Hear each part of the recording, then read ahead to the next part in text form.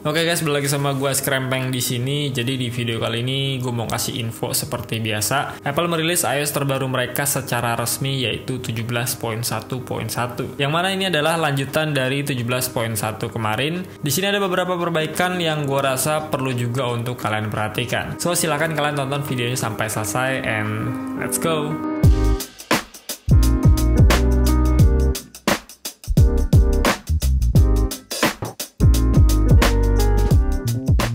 Ya, jadi ini dia 17.1.1 iOS terbaru dari Apple yang versi resmi, karena yang versi betanya itu udah ada di 17.2 beta 1. Gue udah update juga yang versi betanya di iPhone 15 Pro gue.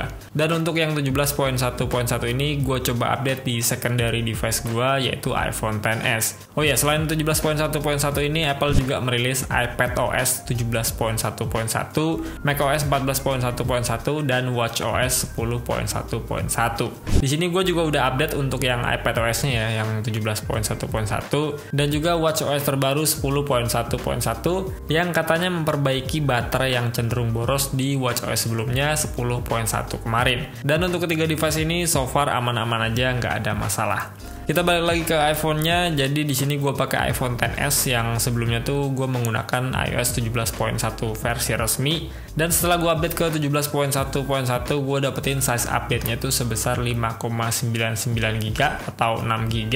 Ini gede banget ya, padahal gue tuh dari 17.1 jadi nggak jauh juga untuk jarak iOS-nya. Dan seperti biasa gue infoin untuk size update ini pastinya berbeda-beda di setiap device-nya. Jadi gak usah khawatir kalau size update di iPhone kalian tuh berbeda dengan di iPhone teman kalian.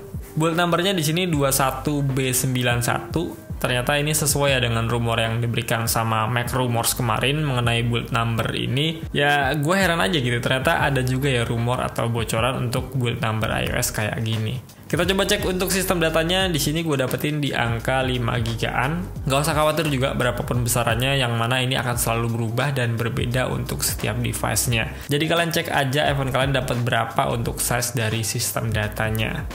Oke, sekarang kita berbicara mengenai apa aja yang baru. Di iOS 17.1.1 ini Apple nggak merilis fitur baru di dalamnya, melainkan hanya fokus pada perbaikan bugs dan security patch aja. Buat kalian yang belum tahu, untuk iOS dengan 4 angka seperti ini tuh biasanya Apple hanya memberikan perbaikan bugs aja atau security update pada iPhone-nya. Kayak di 17.1.1 ini atau sebelumnya tuh ada di 17.0.1, 17.0.2 dan kedepannya nanti bisa jadi ada 17.1.2 jikalau di 17.1.1 ini ada masalah bugs yang belum teratasi. Perbaikan bugs pertama yang Apple berikan yaitu pada mobil BMW dan juga Toyota Supra, yang mana terdapat isu bugs pada wireless charging di mobil tersebut. Ada beberapa pengguna iPhone 15 series di luar sana yang mengeluhkan gagal menggunakan Apple Pay dan fitur NFC di iPhone mereka setelah melakukan pengecasan wireless di mobil tersebut. Dan setelah itu Apple langsung menghimbau para pengguna mobil-mobil tadi sementara untuk tidak melakukan pengecasan iPhone 15-nya secara wireless. Dan barulah Apple merilis iOS 17.1.1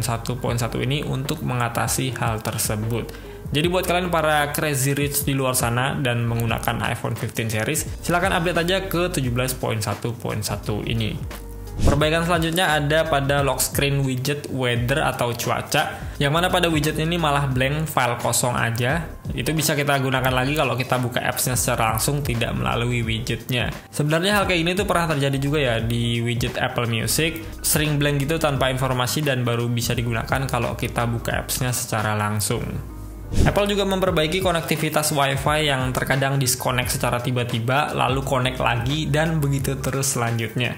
Kini Apple memperbaiki hal tersebut dan sebenarnya sudah diterapkan juga di updatean 17.2 beta 1 kemarin. Jadi di 17.1 kemarin tuh personally gue alamin bugs ini memang. Jadi buat kalian yang bermain Mobile Legends itu mungkin lebih nangkep ya apa yang gue maksud. Jadi pada saat kita bermain Mobile Legends itu kan akan terasa lebih stabil kalau kita gunakan dual jaringan yaitu seluler dan juga Wi-Fi secara bersama, supaya pada saat in-game-nya tuh kita mendapatkan ping yang rendah. Tapi muncullah kendala tadi yang bikin konektivitas Wi-Fi gue mati, alhasil pingnya tuh jadi besar karena cuma pakai data seluler aja, dan in-game-nya pun menjadi nggak stabil karena cenderung nge-lag. Sebenarnya masalah kayak gini tuh nggak terlalu berpengaruh ya untuk sebagian orang.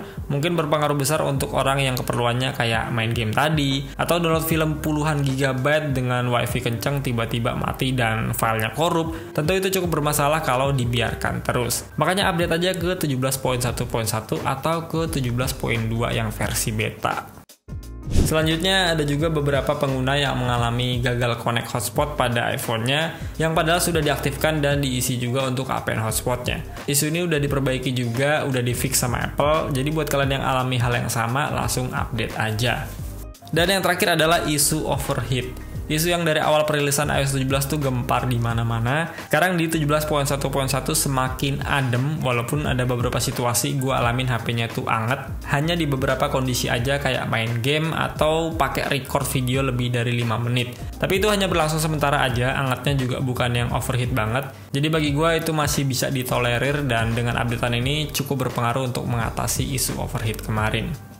Untuk performa secara keseluruhan bagi gue pribadi ini masih aman, lancar, nggak ada kendala. Walaupun ini secondary device gue, tapi gue tahu performa seperti apa yang gue rasakan setelah update ke iOS terbaru ini. Jadi untuk urusan performa gue rasa nggak ada masalah sama sekali. Gue coba tes Geekbench juga buat kalian yang senang dengan data berupa angka, bisa lihat di sini. Untuk CPU benchmarknya sebelum gue update tuh gue dapetin single core-nya tuh sebesar 1272, multicore-nya 2721, yang mana itu di 17.1 kemarin. Dan setelah gue update ke 17.1.1, gue dapetin single core-nya sebesar 1313 dan multicore-nya 2994. Dan untuk GPU benchmark-nya gue mendapatkan angka sebesar 9558, sementara di iOS sebelumnya 17.1 hanya mendapatkan 7952 aja. Untuk CPU dan GPU-nya ini sebenarnya ada peningkatan yang lumayan signifikan ya dari skor Geekbench-nya, tapi tetap aja ini hanyalah angka. Semua tergantung experience penggunaan kalian sehari-hari seperti apa, yang mana pada saat gua rasain itu sama aja. Dan battery health-nya juga di sini masih sama, ada di angka 80%, jadi nggak ada perubahan sama sekali. Ya, jadi itu aja yang bisa gue ulas dari 17.1.1 ini. Buat kalian yang mengalami salah satu atau bahkan semua bugs yang udah gue sebutin tadi, bisa dicoba aja update ke 17.1.1 ini. Untuk update selanjutnya yaitu 17.2 yang versi resmi, feeling gue sih akan hadir di awal Desember, sejalan dengan iOS 17.2 beta yang sekarang tuh running di beta 1. Kemungkinan beta 2-nya tuh hadir di hari ini atau hari Jumat. Jadi kita tunggu aja perkembangan iOS kedepannya seperti apa. So, gue rasa gitu dulu aja video dari gue, semoga bisa bermanfaat. Silahkan kalian like kalau dirasa suka, atau kalau kalian ada pendapat mengenai video ini, silahkan utarakan aja di kolom komentar. Kita bertemu di video selanjutnya. Goodbye.